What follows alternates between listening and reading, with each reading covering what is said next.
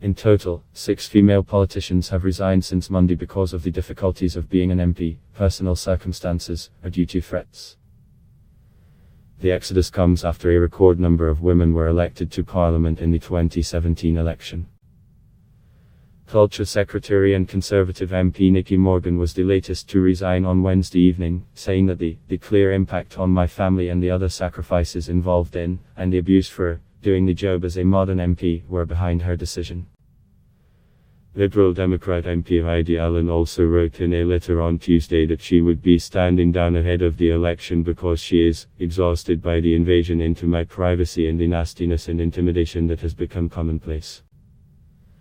Nobody in any job should have to put up with threats, aggressive emails, being shouted at in the street, sworn at on social media, or have to install panic alarms at home. CNN interviewed Allen earlier this month, who said it had become normal for British politicians to take extra security measures to feel safe while doing their jobs in a heavily polarised political climate.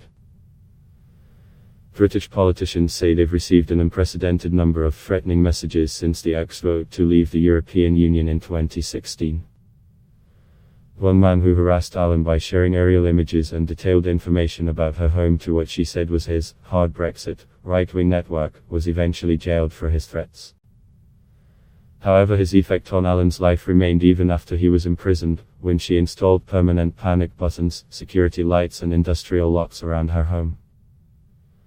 MPs face abuse on social media in person for their stances on Brexit, and women on the front line of British politics have experienced an unnerving level of abuse, ranging from harassment to outright threats of rape and murder. Tory MP says it's not surprising women are quitting. Caroline Spellman and Mims Davies are 2 other female Conservatives who announced they were standing down. On Thursday, Spellman wrote for The Times in the UK that it's not surprising that so many good female colleagues have decided to stand down at this election, after the prevalence of sexually charged rhetoric on social media, with threats to rape us and referring to us by our genitalia.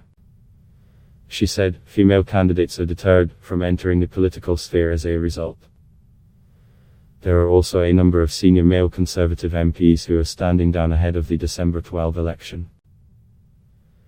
They include Joe Johnson, the Prime Minister's brother, Ken Clarke, the longest-serving Member of Parliament, and veteran Alistair Burt. Earlier this year, London Metropolitan Police Chief Percy Dick told a parliamentary committee that officers had seen a very considerable rise in the number of threats received by MPs and that statistics showed crimes had doubled from 151 in 2017 to 341 in 2018. Those targeted disproportionately are women and BAME, Black, Asian and minority ethnic MPs across the political spectrum. Among those abused the most is Labour's Shadow Home Secretary Diane Abbott, who was the UK's first female black lawmaker. A report by Amnesty International found that ahead of the 2017 election, 45% of abusive tweets were aimed at her and amounted to an average of 51 abusive tweets a day. It's the volume of it which makes it so debilitating, so corrosive and so upsetting, Abbott told Amnesty.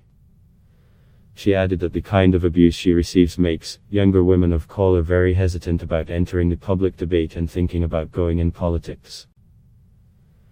The memory of Labour MP Jo Cox, who was murdered by a far-right extremist after a public meeting in 2016, is a reminder of how very real threats can be.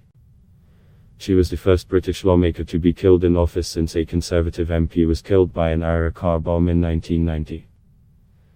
As a result of those growing threats, Cox's murder and a 2017 terrorist attack outside the Houses of Parliament, spending on additional security assistance for UK lawmakers increased to -$4.2 million, $5.4 million, in 2017-18 from -$2.6 million the previous year.